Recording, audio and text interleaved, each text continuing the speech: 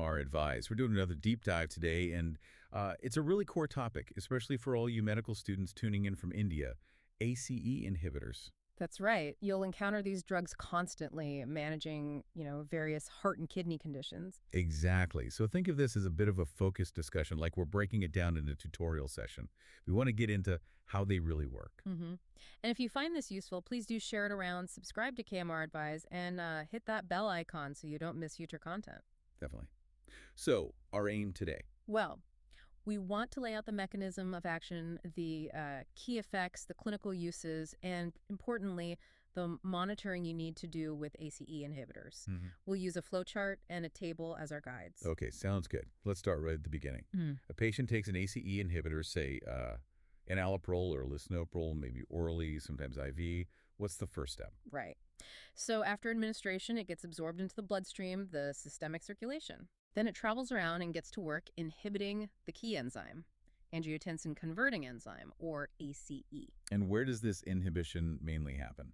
Primarily in the lungs, actually, and also in the lining of the blood vessels, the vascular endothelium. That's where ACE is most concentrated. Got it. And inhibiting this enzyme, ACE, Yes. that's the whole point, right? What does ACE normally do? Exactly. ACE's main job is converting angiotensin I, which is relatively inactive, into angiotensin II. And angiotensin II is a very powerful hormone. So blocking ACE means you stop that conversion.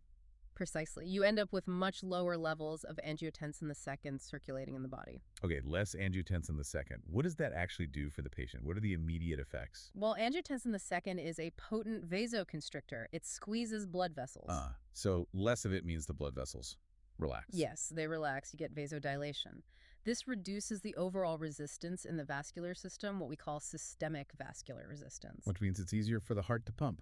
Exactly. Less resistance means lower blood pressure. Specifically, it reduces the afterload on the heart. Makes sense. Wider pipes, less pressure. But angiotensin II does more than just constrict vessels, doesn't it? Something about fluid balance. You're right. It also signals the adrenal glands, which sit on top of the kidneys, to release another hormone called aldosterone. Aldosterone. And that affects salt and water. Correct. Aldosterone tells the kidneys, specifically the distal nephron part, to hold on to more sodium and water. So if ACE inhibitors lower angiotensin II. Then you get less aldosterone release, which means the kidneys excrete more sodium and water. Okay, so less fluid stays in the body. That reduces the overall blood volume, which lowers the preload, the amount of blood returning to the heart. So less strain on the heart from that angle too. Right, so it hits both preload and afterload. Interesting. Now there's this other molecule involved, bradykinin. How does that fit in? Yes, bradykinin. This is interesting because ACE doesn't just create angiotensin II, it also breaks down bradykinin. So if you inhibit ACE, You get a buildup of bradykinin because it's not being broken down as usual. is that good or bad? Well, it's kind of both. Bradykinin itself also causes vasodilation, so it actually helps lower blood pressure a bit more. Okay, that sounds like a bonus. It can be, but the increased bradykinin is also thought to be the main reason for some characteristic side effects. Like the cough. Exactly, that persistent dry cough some patients get. And also, though less common but potentially serious, angioedema. Angioedema, that's the swelling, right? Like lips, face. Yes, swelling, often around the face, lips, tongue, throat. It's something you absolutely need to warn patients about and watch for, particularly thinking about our patients here in India as well. Definitely. Good to know the mechanism behind those side effects. Wow. So given these effects, where do we actually use ACE inhibitors in practice? Their main uses stem directly from these mechanisms. Obviously, for hypertension, they're often a first-line choice. Right. Lowering blood pressure. Yes. Also, very importantly, in patients with kidney disease, especially diabetic nephropathy, they help reduce protein loss in the urine proteinuria and can slow down the progression of kidney damage. That's huge, given how common diabetes is. It is. And they're also crucial in managing heart failure. They improve symptoms and, importantly, survival.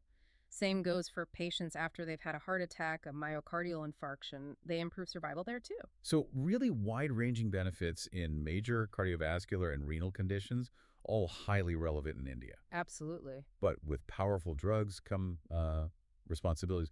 What do we need to monitor closely when someone's on an ACE inhibitor? Monitoring is key. First, potassium levels. Because they reduce aldosterone, they can cause potassium to build up, leading to hyperkalemia. So regular blood tests for potassium are needed. Okay, potassium. What else? Kidney function itself. We monitor serum creatinine. While they protect the kidney long-term in many cases, they can sometimes cause an acute decline in kidney function, especially if there are underlying issues. Like dehydration or other meds. Exactly, or conditions like renal artery stenosis, and of course blood pressure. We need to ensure it doesn't drop too low hypotension. Right. Got to find that sweet spot. And remind us about the key side effects to watch for again. The dry cough and angioedema we mentioned due to bradykinin. And are there situations where you absolutely should not use them? Contraindications. Yes, very important. Pregnancy is an absolute contraindication. They can harm the developing baby. And also in patients with bilateral renal artery stenosis, narrowing of the arteries to both kidneys, using an ACE inhibitor there can cause acute kidney failure. Okay, crucial points to remember. So just to quickly recap, ACE inhibitors get absorbed, block the ACE enzyme, leading to less angiotensin II, more bradykinin. Which results in vasodilation, lower aldosterone, less salt and water retention. Lowering blood pressure, helping in heart failure after heart attacks, and protecting kidneys in diabetes. But always watch the potassium, kidney function, blood pressure, and look out for that cough or swelling. And remember the contraindications. Understanding this whole cascade is just fundamental, isn't it?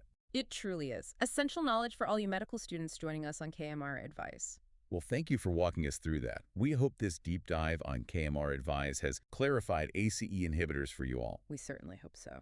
If you found this helpful, please do share it with